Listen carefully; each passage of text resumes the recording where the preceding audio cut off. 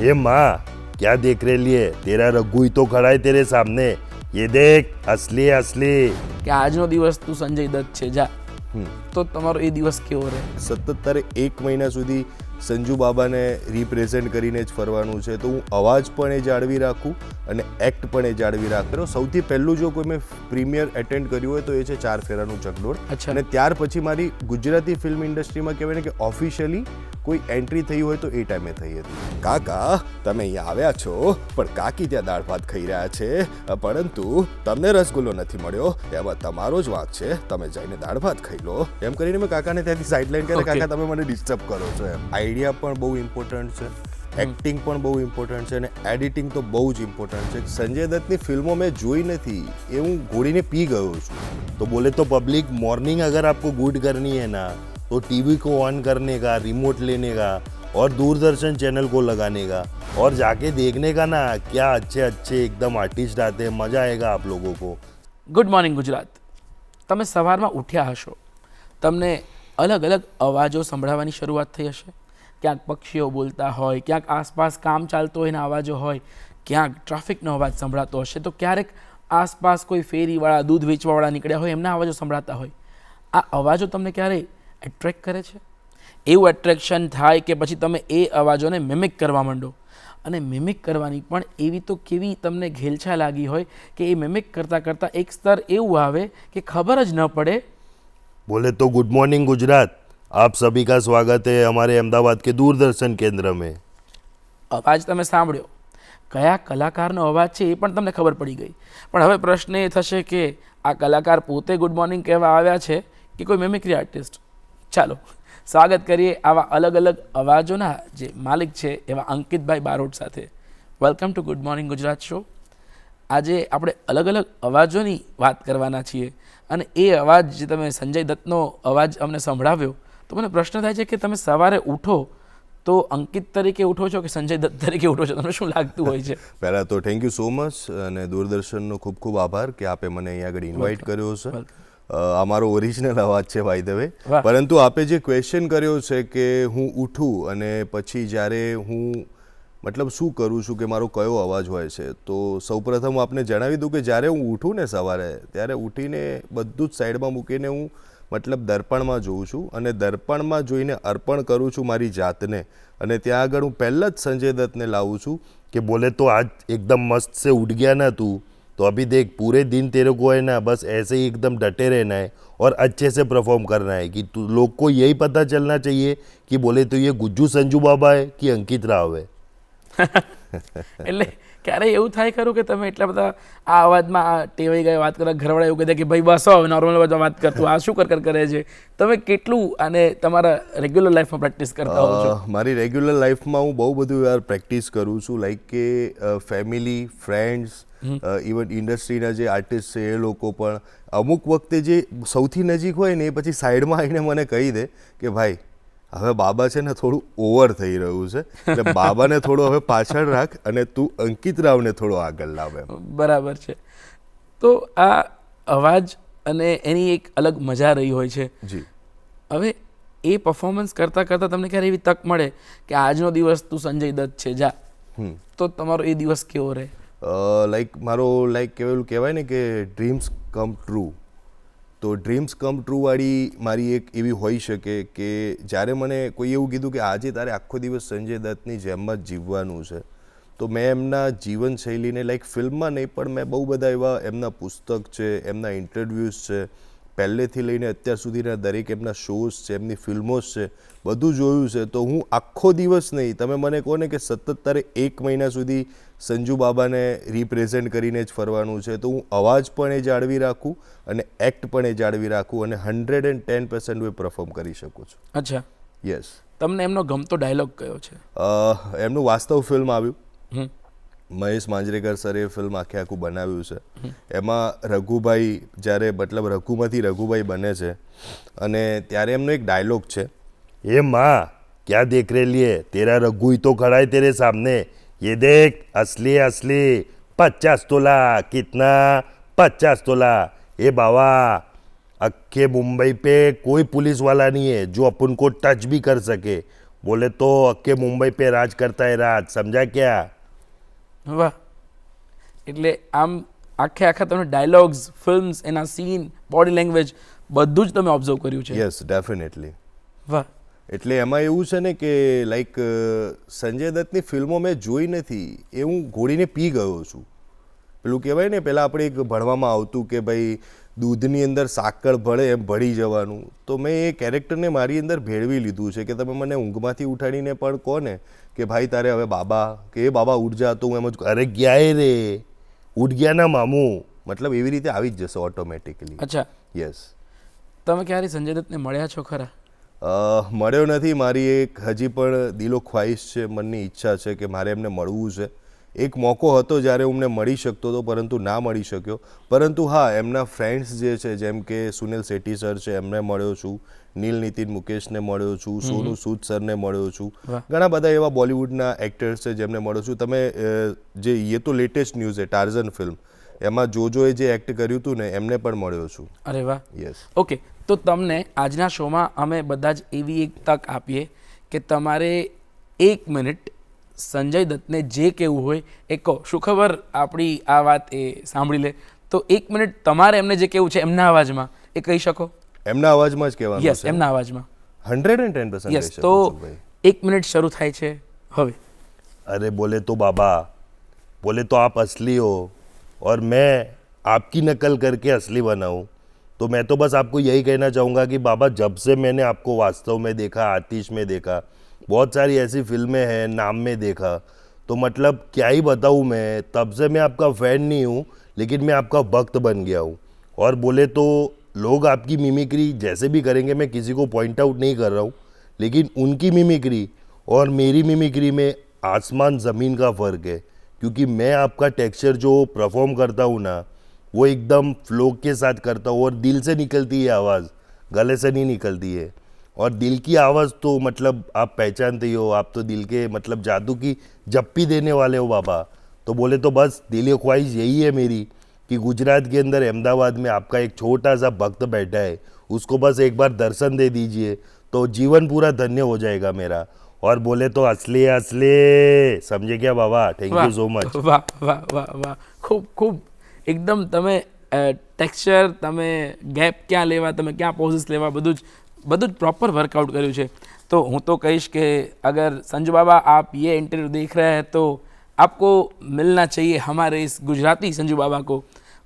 આ અત્યારે જે ફોન આવી ગયા છે એમાં ડિસ્પ્લે થાય છે, નંબર્સ સ્ક્રીન પર Yes, આવી જાય છે. yes. એક એવો ટાઈમ હતો કે જ્યારે ફોન નંબર ડિસ્પ્લે નહોતા, લેન્ડલાઇન હતા. યસ. તો તમે કોઈ દિવસ ફોન પર કોઈને પ્રેન્ક કરેલા છે આવી રીતે મેં- કે લોકોને ખબર જ ના પડે? યસ ડેફિનેટલી બહુ બધાને મેં પ્રેન્ક કર્યા છે. એ ટાઈમે લેન્ડલાઇન હતું, તો જ્યારે મારા ફાધરને ધાનેરામાં લોજ હતી, લાઈક અત્યારે બધાને રેસ્ટોરન્ટ કહે છે, તો ત્યાં અમારો જે ફોન હતો ને, ત્યાંથી હું લાઈક કોકને ને કોકનો જો નંબર મારી પાસે આવી જાય તો એમને ફોન કરું. અને પછી લાઈક કોન બનેગા કરોડપતિ એ ટાઈમે બહુ પીક લેવલ ઉપર ચાલતું હતું, યસ. તો હું બચ્ચન સાહેબની મિમિક પણ એ ટાઈમે એ પ્રમાણે અરે કરતો. વાહ. नमस्कार, मैं अमिताभ बच्चन बात करता हूँ, कौन बनेगा करोड़पति से, तो आपको बुलाया जा रहा है कौन बनेगा करोड़पति में, आप आएंगे, हाय.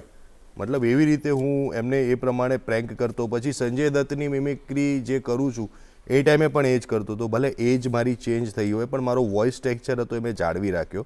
અને પછી લાઈક બાબાની જે મિમિક્રી છે એનાથી પણ મેં તમે તો એમ કહો છો કે લેન્ડલાઇનમાં, મેં તો ફોન ઉપર બકાયદા કોઈ મોટા પત્રકારે ફોન કર્યો હોય કોઈ એક્ટરને, અને પછી એમને ફોન કર્યા પછી એમ કહે છે કે ભાઈ મુંબઈ આવ્યો છું અને આમની સાથે છું, તો એ તમારી સાથે વાત કરવા માગે છે. અચ્છા. અને મેં બાબા બનીને વાત કરી છે. જો તમે પરમિશન આપતા તો હું નામ પણ રિવીલ કરી શકું હા, છું. please. દિનેશ સિંધવ સર, વિશેષ વિશ દિનેશ એમની ચેનલ છે, એ મારા ઘરે આવ્યા હતા મારું ઇન્ટરવ્યૂ લેવા. એમના થકી જ હું ફેમસ થયો હતો. અને એમણે ફોન કર્યો તો સ્મિત પંડ્યાને, એટલે કે સો કોલ્ડ કિશોર કાકા. Yes yes. એ પણ સારા મિમિક્રી આર્ટિસ્ટ છે. તો એમને હું જ્યારે મળ્યો ને, તો દિનેશ સરે ફોન કરીને આપ્યો, એન્ડ દિનેશ સરે 1 મિનિટ સુધી વાત કરીને પછી એમણે સીધો ફોન મને હેન્ડ ઓવર કરી દીધો.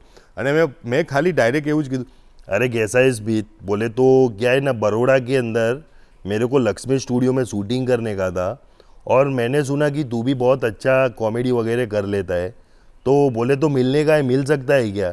તો મતલબ સ્મિતભાઈ એ ટાઈમે નવા મેરેજ એમના થયા હતા, એ હનીમૂન ઉપર હતા. Okay. અને પછી એમણે કીધું કે બાબા હું અત્યારે તો બહાર છું થોડો, બટ હું બરોડા આવું ત્યારે ડેફિનેટલી આપણે હું કોન્ટેક્ટ કરું છું. And he got surprise. અને પછી એમણે છેલ્લે, હવે આર્ટિસ્ટ છે તો સીધી વસ્તુ છે કે એમને ખ્યાલ આવી જાય, પણ 3 મિનિટ સુધી તો એમને એવું જ હતું કે એ બાબા જોડે વાત કરી રહ્યા છે. બરાબર. પછી દિનેશભાઈએ સામેથી કીધું કે ભાઈ તમે જેની જોડે વાત કરી રહ્યા છો એ બાબા નહીં પણ અંકિત રાવ છે.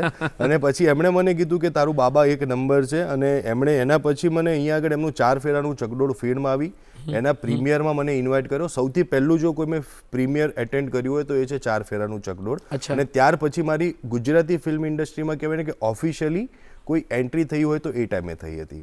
એટલે તમારી મેમિક્રીની જે આ આર્ટ છે તમને Yes. ત્યાં સુધી લઈ ગઈ. Yes, અને definitely. લોકોએ તમને સામેથી સરાહના કરી. યસ. ક્યારે એવું થયું છે ખરું કે તમે એમ જ રેન્ડમલી કોઈને ફોન કરીને બોલાવી લીધા અને લોકો એકચ્યુઅલી માની ગયા હોય અને ત્યાં તમે મળવા પહોંચે, એવું થયું હશે?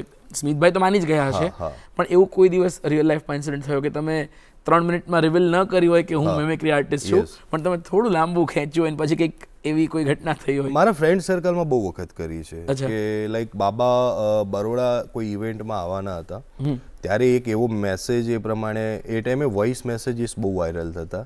તો વોઇસ મેસેજીસ એ ટાઈમે જે અમારી ઇન્સ્ટિટ્યૂટ હતી, અમે જ્યાં મતલબ ક્લાસીસ કરવા જતા હતા, ત્યાં વોઇસ મેસેજીસ ગ્રુપમાં આવ્યો હતો કે આવી રહ્યા છે બાબા, અને એ ટાઈમે કે તમારે લોકોને જો મળવું હોય તો તમે થોડા અર્લી 1 કલાક પહેલાં પહોંચી જજો. બરાબર. એવો પ્રેન્ક કર્યો હતો અમે. અને અમારા જે મતલબ જે સાહેબ હતા, પ્રોફેસર હતા, એમણે એ વસ્તુની મને પરમિશન આપી હતી કે હા ભાઈ તું વાંધો નહીં, કે થોડી મજાક કરી લે, ફ્રેન્ડ લોકો છે તો એમની જોડે કરી હતી. ને એ લોકો સાચેમાં 1 કલાક પહેલાં ત્યાં આવીને બેસી ગયા હતા.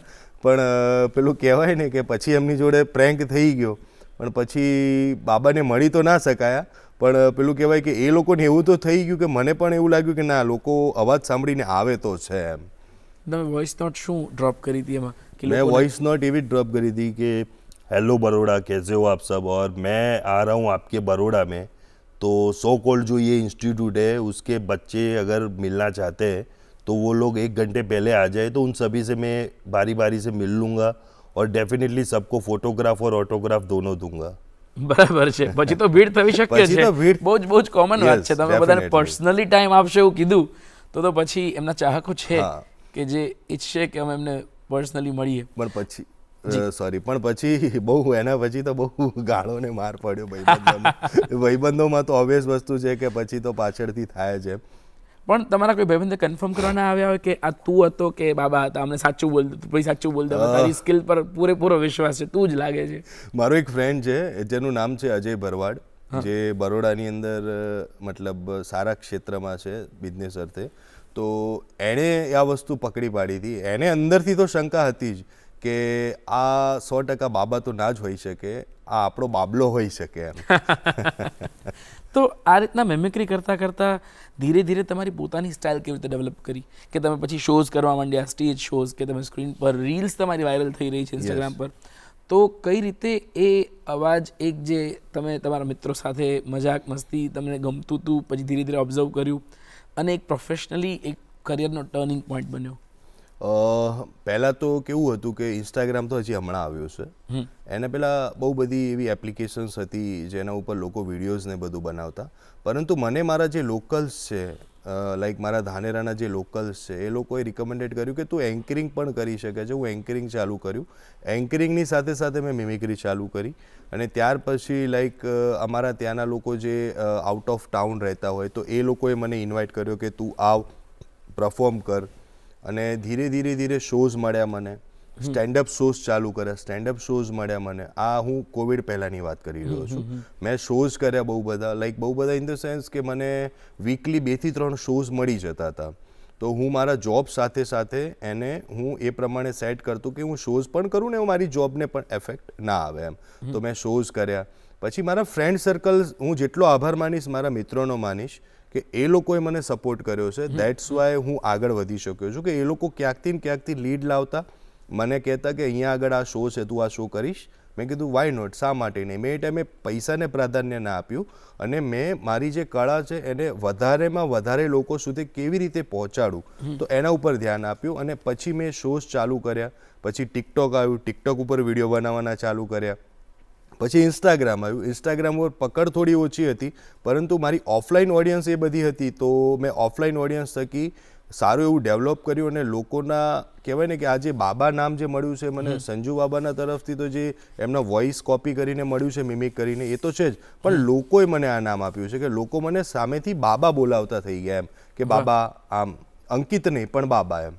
વાહ વાહ, યસ, અદ્ભુત. એટલે જ્યારે તમારી કલા, તમારી ઓળખાણ બને તો કોને ન ગમે, Yes. તમારી મહેનત લેખે લાગે છે એવું લાગે. યસ. વધુ વાતો જાણીશું, વધુ વાતો કરીશું આપણે અંકિતભાઈ સાથે, પણ હાલ સમય થયો છે વિરામનો. વિરામ બાદ ફરી મળીશું ગુડ મોર્નિંગ ગુજરાતમાં. વિરામ બાદ આપ સૌનું સ્વાગત છે ગુડ મોર્નિંગ ગુજરાતમાં.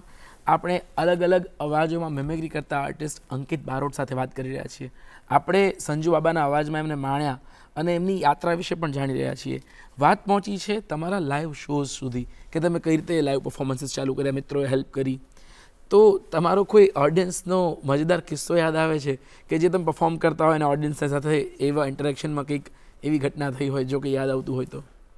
મને બરોબર યાદ છે, કારણ કે મારો એક એવો શો જે હું કોઈ દિવસ નહીં ભૂલી શકું.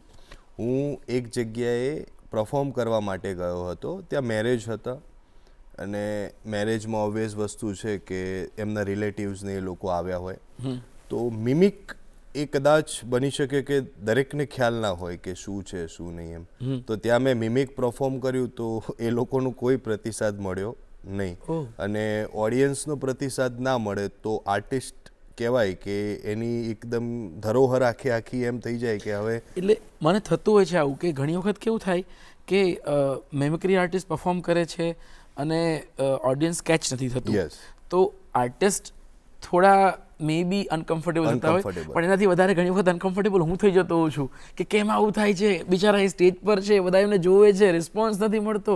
એટલે બહુ ભયંકર આમ કોન્શિયસ થઈ જવાય અને મે બી પરફોર્મ કરવું બહુ અઘરું પડે, કેમ કે ઘણી વખત સ્ટેજના અનુભવ અમને રહ્યા હોય છે.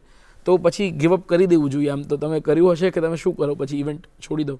હું ગિવઅપ કરું એવો છું નહીં. અચ્છા. અને સામેવાળાએ મને ઓબ્વિયસ પૈસા આપ્યા છે ભાઈ એ વસ્તુ પરફોર્મ કરવા માટેનો, તો શા માટે ગિવઅપ કરું. હું માઇક લઈને નીચે ઉતર્યો સ્ટેજ ઉપરથી, જે ઓડિયન્સ હતી ઓડિયન્સની વચ્ચે ગયો. પહેલાં તો એમનું ઇન્ટ્રોડક્શન લીધું, એમની પાસેથી મેં જાણ્યું કે એ લોકો કયા કેટેગરીની વસ્તુ પસંદ કરે છે.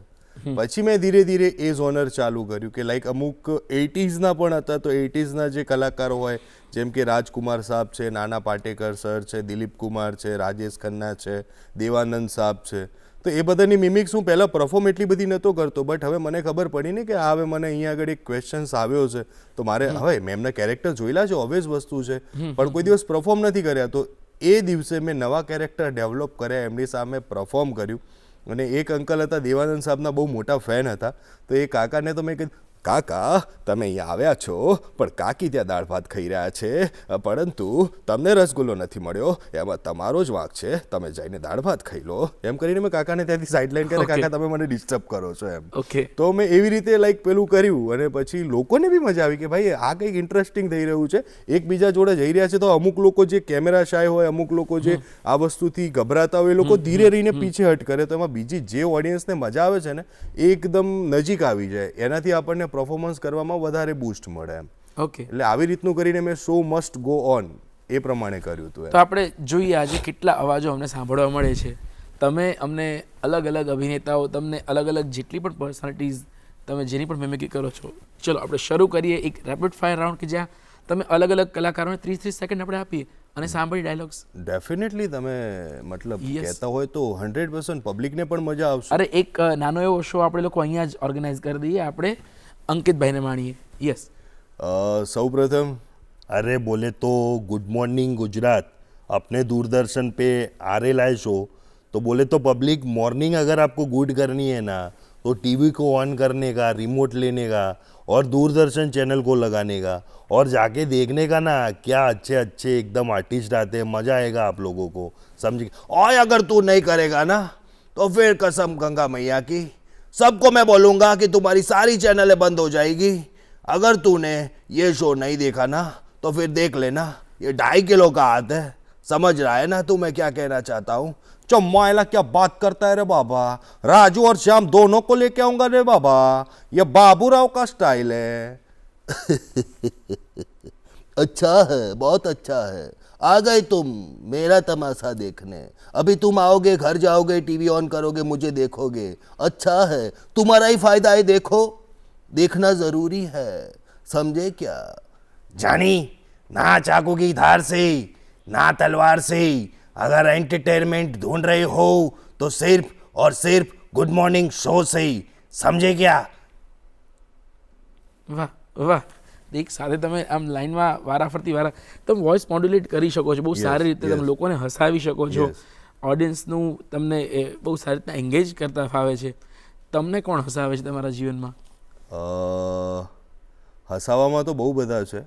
લાઈક તમારા દૂરદર્શન થકી જ જે લાઈક શો આવે છે ગમ્મત ગુલાલની, એવરગ્રીન વર્ષોથી, એમાં મારા સમાજના જ અને મારા એક કહેવાય ને કે ચહિતા તો અજય અંકલ, અજય બારોટ, એમના જોક સાંભળવા મને ગમતા. પછી એક આપણા હતા કંસારા સર, પરાગ કંસારા, જે વડોદરાથી છે, એમની કોમેડી મને જોવી ગમતી હતી. પછી જે આપણા ગુજરાતીમાં તો બહુ બધા એવા કલાકારો થઈ ગયા છે જે લોકોએ કોમેડી કરી છે. નોન અધર દેન એવરગ્રીન લેજેન્ડરી સુપરસ્ટાર એક્ટર કો, પ્રોડ્યુસર કો, ડિરેક્ટર કો રમેશ મહેતા સર. કદાચ લોકોને એવું હશે કે રમેશ મહેતા ખાલી એ ફિલ્મની અંદર આવતા ને કોમેડી કરતા, પરંતુ નહીં. રમેશ મહેતા સર પોતે પ્રોડ્યુસર હોતા, આખી ફિલ્મ પ્રોડ્યુસ કરતા, ડાયલોગ્સ પોતે લખતા, સ્ક્રિપ્ટ પોતે લખતા, સ્ક્રીન પ્લે પોતે લખતા અને એ એમાં પરફોર્મ પણ કરતા. ઘણા બધા લોકોને નહીં ખબર હોય, મને ખબર છે કારણ કે મેં એમને લાઈક ટેલિવિઝન પર જોયા છે, થિયેટર્સના મોટા સિલ્વર સ્ક્રીન પર જોયા છે અને એમના વિશે મેં ઓબ્ઝર્વ કર્યું છે કે શું હતા, એ શું કરતા હતા. રમેશ મહેતા સર જેવું કોમેડિયન ન આજ સુધી થયો છે, ના થશે. તમે રમેશભાઈની મિમિક્રી કરવાનો કઈ પ્રયત્ન કર્યો છે ખરો? નથી કર્યો, બી ઓનેસ્ટ, કારણ કે એમનું જે ટેક્સચર છે, કારણ કે લોકો ખાલી એમની મિમિક એટલા સુધી જ કરતા હોય છે કે હો ચિયા ગામના ગોરી ચાકુક ચાકુક હોતા હૈ, પણ એ એમના ફેસ એક્સપ્રેશનથી, એમના બોડી લેંગ્વેજથી જે હાસ્ય આપણને જોઈને આવતું ને, એ કદાચ મારા થકી ના આવી શકે. તો હું એવું નથી ઈચ્છતો કે હું એમની ખરાબ મિમિક્રી કરીને એમનું જે કેરેક્ટર છે એને હું એમ ખોટું રિપ્રેઝેન્ટ કરું. તો જે મારાથી નથી પેલું જે થઈ રહ્યું તો હું નથી કર્યું, કારણ કે લેજેન્ડરી લાઈક એમની કોમેડી કોણે નથી જોઈ? દરેક લોકોએ જોઈ છે, ઓબ્વિયસ વસ્તુ છે. જે લોકો આપણા શ્રોતાઓ જોતા હશે એમણે પણ જોયેલું હશે. તો એમની મિમિક્રી કરીને હું કદાચ એવું છે કે 4 લોકોને ગમશે, પણ બીજા જે 4 લાખ લોકો છે, 4 કરોડ લોકો છે, એમને કદાચ ના ગમે. તો હું એવું નથી ઈચ્છતો કે એમનો ચાહક વર્ગ પણ ખૂબ મોટો, એક સમયે એમની ફિલ્મો ચાલતી, એટલે એ રેકોર્ડ બ્રેકિંગ ફિલ્મો, અને એમની અંતિમ ઈચ્છા પણ હતી કે લોકોને હસાવતા જ જઈશું, રડાવીશ ક્યારેય નહીં. ડેફિનેટલી. એટલે તમે એક અવાજના સ્પાનને, એક એની ટેક્સચરની જે એક યુનિકનેસ છે ને તમે પારખો છો, એટલે કયા અવાજો પરફોર્મ કરવા ને કયા ન કરવા, એ બાબતે તમે બહુ સ્પષ્ટ છો. તો તમે આટલી સ્પષ્ટતા કઈ કઈ બાબતે રાખતા હો છો? ઇન્સ્ટાગ્રામ પર કોઈ રીલ વાયરલ જશે કે નહીં જાય, એ કોઈ લક છે કે કોઈની ટ્રીક હોય છે? તમારું એમાં શું કહેવું છે? ઇન્સ્ટાગ્રામ ઉપર તો એવું છે કે જો ચાલી જાય તો ચાલી જાય, ના ચાલે તો થોડી પણ નથી ચાલતી. પરંતુ હા, એક વસ્તુ છે કે તમારું જે કન્ટેન્ટ છે ને, તમે જે લખી રહ્યા છો, પહેલાં એ તમે કન્ટેન્ટ પરફોર્મ કરો તમારી જાતે, અને તમે વિચારો કે શું આ મારું કન્ટેન્ટથી મને ખુદને કોમેડી ફીલ થાય છે, કે મને ખુદને કદાચ તમે હાસ્ય કન્ટેન્ટ બનાવો છો તો કોમેડી ફીલ થાય, કાં તો પછી કોઈને તમે મોટિવેશનવાળું કન્ટેન્ટ બનાવો છો તો કે મોટિવેશન ફીલ થાય છે કે નથી. પહેલાં તો તમે સેલ્ફ એ વસ્તુ તમારા પોતાના ઉપર એ વસ્તુ તમે જોવો, સમજો, જાણો, અને પછી તમે એને રેકોર્ડ કરો. રેકોર્ડ કરવામાં પણ એવું છે કે તમારું કન્ટેન્ટ જો સારું હશે તો કદાચ કેમેરો સારો નહીં હોય ને તો પણ લોકો જોશે, પરંતુ કન્ટેન્ટ ક્વોલિટી અને એનું એક સ્પેસિફિકેશન, કે તમે એને સ્પેસિફાઈ કરો કે તમે એની અંદર શું કહેવા માગો છો, તમારી હૂક એ આગળના. હવે ઇન્સ્ટાગ્રામ પર એવું છે કે આગળની 3 સેકન્ડ જો લોકોને ગમી તો એ લોકો એ વિડીયો આગળ સુધી જોશે, અધરવાઇઝ એ લોકો એને સ્વાઇપ અપ કરી દેશે.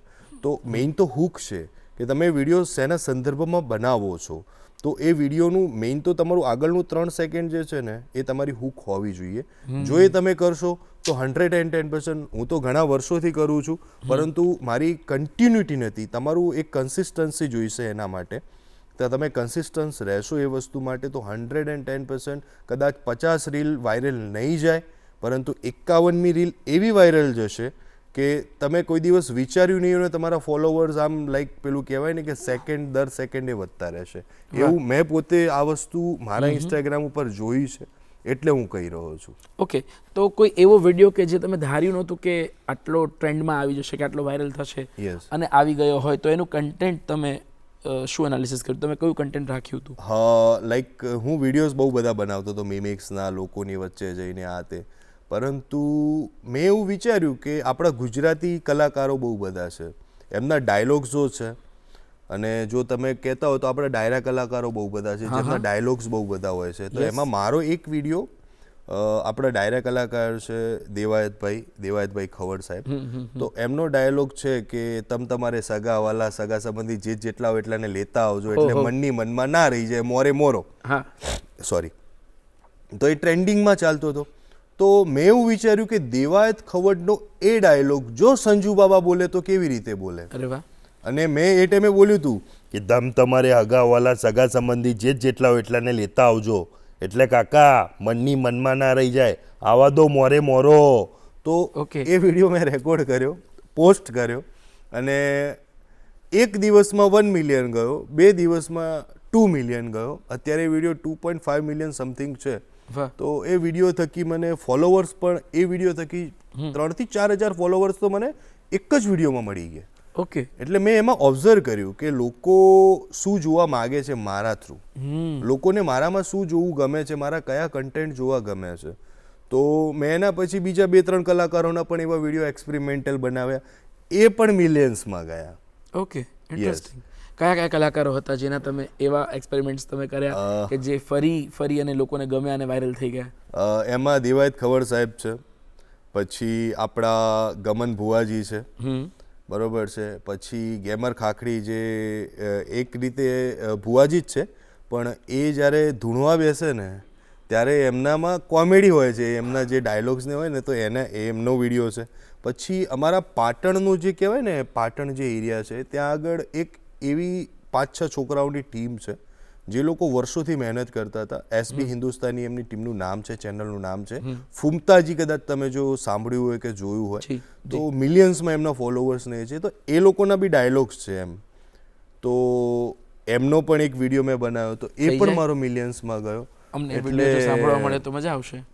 એમનો ડાયલોગ્સ મારે જોવો પડશે, વિચારવો પડશે, કારણ કે એમનો જે ડાયલોગ્સ છે, ફૂમતાજીનો ડાયલોગ, કે મેં કીધું હતું કે તમને ખબર ના હોય તો કહી દઉં, એવો કંઈક એમનો ડાયલોગ છે, મને એક્ઝેક્ટલી અત્યારે યાદ નથી આવતો. હા, ભુવાજીનો ડાયલોગ તો એમનો તો ઓલવેઝ એવરગ્રીન છે, કે ગુસ્સામાં હતા અને એમણે ભુવાજીએ કીધું હતું કે પૈસા માટે આવતા નહીં, તમે જેટલા જોયા નહીં એટલો રોજનો અમારો ખર્ચો, વાઘ હતા, વાઘ સીએન વાઘ રહીશું, વગાડ પાવડિયા. હા, એક કોઈ ધૂણતું હતું ને એમણે પૈસાની કેવી વાત કરીએ છીએ, એટલે ભુવાજીએ લાઈવ એ રમેળની અંદર એ વસ્તુ માઇક લઈને કહી દીધી કે પૈસા માટે આવતા નહીં, તમે જેટલા જોયા નહીં એટલો રોજનો અમારો ખર્ચો હોય એમ.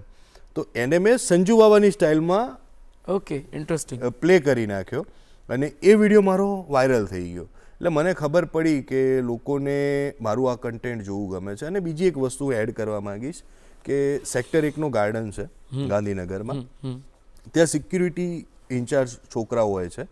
તો એમાં એક કનુ ભરવાડ કરીને છોકરો છે જે પોલીસની પણ તૈયારી કરે છે અને ત્યાં જોબ પણ કરે છે એના પરિવારનું ગુજરાન ચલાવવા માટે. તો હું એક દિવસ વિડીયો બનાવતો હતો ને ત્યાં એ છોકરો મને મળ્યો, મને કે તમે વિડીયોઝ બનાવો છો સાહેબ? મેં કીધું હા બનાવું છું એમ. તો એમણે પછી એ છોકરો મારી પાસે આવ્યો અને મને કીધું કે સાહેબ હું સારું ગાઉં છું. તો મેં કીધું શું વાત કરે છે? હા, હું ગાઈને સંભળાવું. તો એણે એક ગીત ગાઈને મને એમનું એમ ઓફ ધ કેમેરા સંભળાવ્યું. મેં કીધું યાર આનો અવાજ બહુ જોરદાર છે, જો હું એને કદાચ રેકોર્ડ કરીને પોસ્ટ કરું, 5-10 હજાર લોકો પણ જોવે ને એકાદું એને કામ મળી જાય તો મારા માટે એક મોટી વસ્તુ કહેવાશે કે મારા થકી કોઈને સારું એવું પ્લેટફોર્મ મળ્યું. તો મેં કનુ ભરવાડને કીધું કે ચલ તું ગીત ગાઈ લે એમ. હું જોડે ઊભો રહ્યો, એણે ગીત ગાયું અને 700K વિડીયો વાયરલ ગયો એક જ દિવસમાં. એમાં મોટા મોટા કહેવાય ને કે સિંગર, મ્યુઝિક ડિરેક્ટર્સ, એ લોકોએ કમેન્ટ કરી છે, એ લોકોને ગમ્યું છે. ઘણા બધા ભરવાડ ભાઈઓના, રબારી ભાઈઓના, એ લોકોના મને મેસેજ આવે કે આ છોકરો સારું ગાય છે, તો આ છોકરાને તમે એક કામ કરો કે એની કોઈ ડિટેલ્સ મને આપો તો હું એમને કોઈ મદદ કરી શકું. તો એ છોકરાને એના પછી નહીં તો 4 થી 5 અલગ અલગ જગ્યાએ લાઈવ શોઝ કરવા મળ્યા છે સિંગિંગના. એણે 1-2 રેકોર્ડિંગ્સ કર્યા છે. તો હું એવું નથી વિચારતો કે ભાઈ મારું જ કન્ટેન્ટ વાયરલ જાય કે મારી જ રીચ જે છે એ વધતી જાય. હું એવું વિચારું છું કે હું કદાચ જો મારામાં લોકો જુએ છે ને તો કદાચ કોઈનું ટેલેન્ટ છે તો એને બી લઈને પ્રેઝન્ટ કરું ને એના થકી એને બી બેનિફિટ થાય તો મારે એનાથી મોટી કોઈ વાત નથી. ડેફિનેટલી. તમને આમ ઉત્તર ગુજરાતના ગીતોનો શોખ ખરો? 100% ભાઈ. ગાઈ શકો તમે? કઈ જો સંભળાવો. મારો અવાજ સાંભળીને તો લોકોને એવું જ લાગશે કે ભાઈ લાગે છે કે તમે સરસ ગાતા હશો. હું ગાતો નથી પણ હા મને આમ શોખ ખરો ગુનગુનાવાનો. એમ મણિરાજ બારોટ બરોબર છે, લેજેન્ડરી સિંગર, એમના અત્યારે સોંગ રીક્રિએટ કરીને પણ ઘણા બધા થઈ ગયા લોકો. છે. હું સ્કૂલમાં છે ને એમનું હોકલિયો સોંગ પરફોર્મ કરતો. તો અમને સાંભળવું છે બસ હવે તો. પણ કદાચ સાંભળવામાં વિયર્ડ લાગશે, મારો અવાજ થોડો ભારે છે એટલા માટે. પ્રયત્ન કરીએ. ઓકે, તો એમનું જે ગીત છે, હોકલિયો ચિયા ગમજો તો કોના કોના રાજમાં હોકો રે બોલ્યો, બારોટોના રાજમાં હોકો રે બોલ્યો, દહીં દૂધ ખાધા હા ભાઈ હા, એ હોકલિયો ચિયા ગમજો તો. વાહ વાહ. એટલે ઉત્તર ગુજરાતની વાત કરું, બનાસકાંઠા છે, સાબરકાંઠા છે, પાટણ છે, તો એ બધા જે ઝોનર છે ત્યાંની જે ઓડિયન્સ છે, લોકો એને કદાચ આજની તારીખમાં, હું અમદાવાદમાં રહું છું તો લોકોને એવું છે કે અર્બન એન્ડ રૂરલ, બટ મારા મતે એવું છે, તમે જસ્ટ વિચાર કરો કે સૌથી વધારે ઓડિયન્સ કઈ, અર્બન કે રૂરલ? આમ આપણું ભારતની વ્યાખ્યા જેવી છે કે ગામડામાં ભારત વધારે વસેલું છે, રાઈટ? તો હું દરેક આર્ટિસ્ટને પણ કહીશ કે તમે એને ડિફરન્શિએટ ના કરો. અર્બન એનું સારું કામ છે, રૂરલ એની જગ્યાએ સારું કામ છે, તો એવું કંઈક બનાવો, એવું કંઈક પીરસો કે અર્બન અને રૂરલ બંનેને સારું લાગે. હા, એક્ઝેક્ટલી. એટલે લાઇફસ્ટાઇલ બાબતે જોઈએ કોણ શું કન્ઝ્યુમ કરે છે. Yes. તો ગામડામાંથી પણ અધિકારીઓ આવે છે, ગામડામાંથી પણ નેતાઓ આવે છે, ગામડામાંથી પણ કલાકારો આવે છે, શહેરમાંથી પણ આવે છે. એટલે કન્ટેન્ટને આપણે બાયફર્ગેટ ન કરીએ, બધા બધું જ સમજે ને બધા બધું જ માણી શકે. શહેર પણ ગામડાને ભેગું કરીને જ બનેલું Yes, છે. definitely. તો હા, ઉત્તર ગુજરાતની વાત કરતા હતા આપણે, તો ઉત્તર ગુજરાતની અંદર એવું છે કે ત્યાં બહુ બધા કલાકારો થઈ ગયા. નાના નાના ગામડા કસ્બાઓમાં પણ સારા એવા આર્ટિસ્ટો હોય છે. જેમ મેં નામ લીધું SB હિન્દુસ્તાની, તો એ છોકરાઓ મહેનત કરી, એ લોકોની જોડે ઇક્વિપમેન્ટ નહોતા તો ગમે ત્યાંથી અરેન્જ કરીને વિડીયો બનાવતા, એ લોકો વાયરલ થયા. તો એવું નથી હોતું કે તમે તમારા ગામમાં બેસીને કંઈ ના કરી શકો, એવું નથી હોતું કે મેગા સિટીમાં આવો તો જ તમે કંઈ કરી શકશો. તમે તમારા પોતાના ગામમાં, તમે તમારા પોતાના પાદરમાં બેસીને પણ 5 મિત્રો સાથે કંઈક બનાવશો, કંઈક ક્રિએટિવિટી કરશો, તો 110% જો એ જોવા જેવું હશે, માણવા જેવું હશે, તો લાખો ને કરોડો લોકો સુધી પહોંચશે. તો તમે રીલ્સની જે વાત કરો છો, વાયરલ થવાની વાત કરો છો, તેમાં વધારે અઘરું શું છે? આઈડિયા, એક્ટિંગ કે એડિટિંગ? કેમ કે આ 3 ભેગા થાય પછી એક રીલ બનતી હોય છે. તો અને જનરલી રીલ એકાદ જણ જ સંકળાયેલો હોય છે કે જે નાના પાયે કરતા હોય શરૂઆતમાં. તો તમે આ 3માંથી કઈ રીતે પસાર થયા છો? હું પહેલાં તો એવું હતું કે હું જાતે બનાવતો, એડિટિંગ તો મને આવડતું નહોતું, એટલે હું એડિટ કર્યા વગર જેવું ફાવે એવું મારી રીતે યુટ્યુબ ઉપરથી સમજીને નાખી દેતો હતો. પણ જેમ જેમ આગળ વધ્યો, જેમ જેમ સારી એવી રીચ આવવા માંડી, પછી બ્રાન્ડ પ્રમોશન્સ, કોલેબ્સ આવવા માંડ્યા, ત્યારે એવું થયું કે ના ભાઈ, એડિટિંગ અને એકચ્યુઅલ એક્ટિંગ જે પ્રોપર કરીએ છીએ એ પણ કરવી જરૂરી છે. તો એના પછી એના ઉપર ભાર મૂક્યો. 2-3 મિત્રો મળ્યા, એમની જોડેથી થોડું એડિટિંગનું નોલેજ લીધું. એટલે હા, હું એ કહેવા માંગીશ કે આઈડિયા પણ બહુ ઇમ્પોર્ટન્ટ છે, એક્ટિંગ પણ બહુ ઇમ્પોર્ટન્ટ છે, અને એડિટિંગ તો બહુ જ ઇમ્પોર્ટન્ટ છે. કે એડિટિંગ વગર ક્યાં કઈ જગ્યાએ કયો કટ મૂકવો ને જો એ તમને ખબર નહીં પડે ને તો કદાચ બની શકે કે જે ફ્લો જવો તો એ ફ્લો નહીં જાય. Okay, yes. આપણે થોડા રેપિડ ફાયરના સવાલો લઈએ યસ. અને તમને શું અને ક્યારે શું પસંદ છે એના ઉપર વાત કરીએ. કારણ નાનું એવું આપજો તમે કે તમને આ શું કામ ગમે છે. તો શરૂઆત કરીએ તો તમને વધારે સ્ટેજ ગમે છે કે સ્ક્રીન? મને સ્ટેજ ગમે છે. કેમ?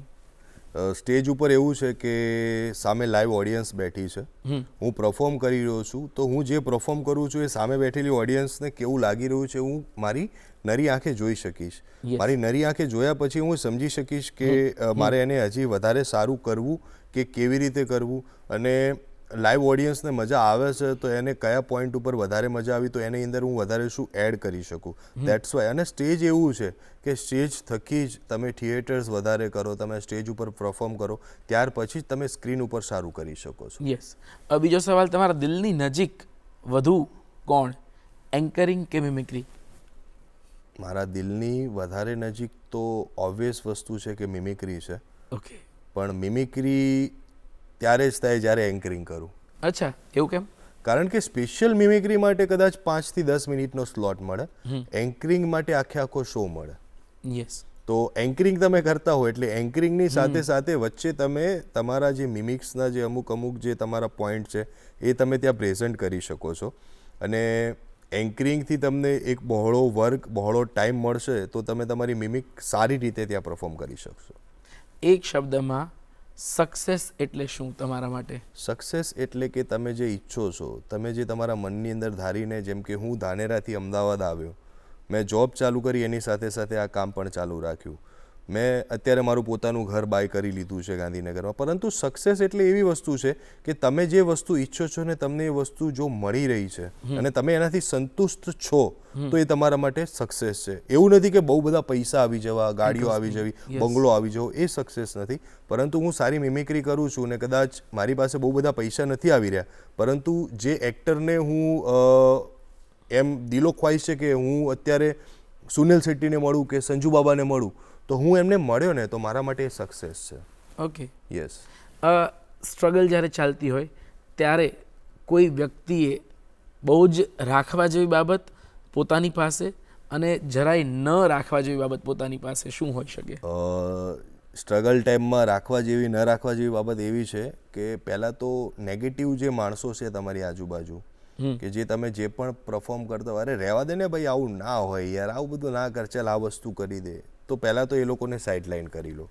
કારણ કે એ તમને પેલું કહેવાય ને કે રસ્તામાં ચાલતા ચાલતા જતા હો ખુલ્લા પગે, તો એ જે કાંટા હોય ને એ કાંટા છે, તો એ લોકોને તમે પહેલાં તો સાઇડલાઇન કરો. ભલે તમારા સગા હોય, ગમે એ હોય, એ લોકોને સાઇડલાઇન કરો. એટલે એવી રીતે સાઇડલાઇન નથી કહેતો કે તમે એને બોલાણું, હાય હેલો ઇટ્સ ઓકે. હા, અને જે લોકો, જેમ કે તમે કોઈની સામે કંઈ પરફોર્મ કરી રહ્યા છો, એ લોકો અરે યાર બહુ સારું કરે છે, કર કંઈ વાંધો નહીં, અને તમને કોઈક વસ્તુમાં હેલ્પ એવી કરે છે, આ વસ્તુ કરાય, હા તારે બહુ સારી હતી, તમને એપ્રિશિએટ કરે છે કોઈ બી નાની નાની વસ્તુમાં, તો એ લોકોથી તમે વધારે ઇન્સ્પાયર થાઓ અને તમે એવું વિચારો કે ના યાર આ વ્યક્તિએ કંઈક મારા માટે આ વિચાર્યું છે કે સારું છે, તો એ વ્યક્તિથી વધારે ઇન્સ્પાયર થઈ, એ લોકોની જે તમારા માટે સરાહના છે એનાથી ઇન્સ્પાયર થઈને તમે આગળ વધારે સારું કામ કરી શકશો. એટલે એ લોકોને તો તમારે જોડે રાખવો જોઈએ. એક વધારાની વાત એડ કરી, સોરી, કે અમુક એવા લોકો હોય છે કે કદાચ તમારી પાસે આવે અને તમને એમ કે ભાઈ તમે આ કરો છો ને, હું પણ આ વસ્તુ સારી એવી કરું છું, તો તમે મને આમાં વધારે પેલું કરાવો ને, તો પહેલાં તો તમે વિચારો કે તમે અત્યારે કયા લેવલે એ વસ્તુ કરી રહ્યા છો, પછી તમે હેલ્પ આઉટ થાઓ. હા, તમે એને સાથે પેલી વસ્તુ કરી શકો છો કે હા ચાલ આ વસ્તુ કર, આમ કર.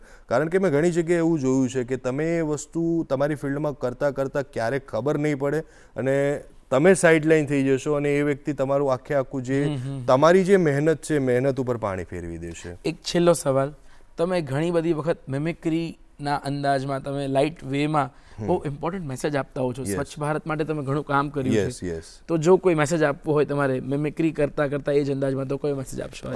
સંજુ બાબાની સ્ટાઇલમાં હું મેસેજ આપીશ કે ये मामू, ये तेरे घर के बाहर डस्टबिन रखा है, वो 2 डस्टबिन है, बोले तो भीनो कचरो और सूखो कचरो, तो उसके लिए तुम लोग को पढ़े लिखे इंसान को वो दिख रहा है, फिर भी आप मतलब एक थैली में सारा कचरा इकट्ठा करते हो और उसको डाल देते हो मतलब कचरा पेटी में. ये सब नहीं करना मांगता है ना मामू. अगर तुमको मालूम है कि ये सब कचरा जो है वो आगे जाएगा, आगे कितने सारे लोग उसको सेपरेट करते हैं. मैंने तो दिखा है मामू कि अगर आप प्लास्टिक के जो बैग है ना, वो एक साथ कचरा पूरा इकट्ठा करके आप डाल देते हो, जब वो सेपरेट होने के लिए जाता है ना, कभी जाओ वहाँ पे खड़े भी नहीं रह पाओगे, इतनी बास मार दिए ना वहाँ से. लेकिन तुम लोग समझदार इंसान हो, तो बोले तो कचरा पूरा जो है सेपरेट करके अच्छे से डालो, कहीं पे भी पानी पी के बॉटल ऐसे मत फेंक डालो, उसको जो डस्टबिन है उसमें डालो, या अगर गाड़ी ड्राइव कर रहे हो ना तो बाहर खिड़की से बाहर नहीं फेंकने का मामू, एक प्लास्टिक की बैग रखो उसके अंदर डालो, उसको बाद में जहाँ जहाँ कहीं भी रुकना हो ना तो बाद में वहाँ पे गाड़ी रोक के डस्टबिन में डाल दो, तो क्या है ना तुम्हारी प्रगति होगी, वरना तो देश की दुर्गति हो जाएगी अगर ऐसी गंद फैलाएगा तो। વાહ, એટલે અંકિત બારોટની આમ જો ડેફિનેશન આપીએ તો ટેલેન્ટ, મસ્તી અને મેસેજ ત્રણેયનું ઇક્વલ કોમ્બિનેશન જો તમે, અને તમે બહુ સરસ રીતે આખી આ વાતો રજૂ કરી રહ્યા છો. ખૂબ ખૂબ આભાર અંકિતભાઈ કે તમે સમય ફાળવ્યો અને અમારા દર્શકો સાથે વાતચીત કરી અને એમની સવાર આટલી મસ્તી ભરી અને મોજ ભરી કરી આપી. ખૂબ ખૂબ આભાર ગુડ મોર્નિંગ ગુજરાતમાં આવવા માટે. Thank you so much. Thank you.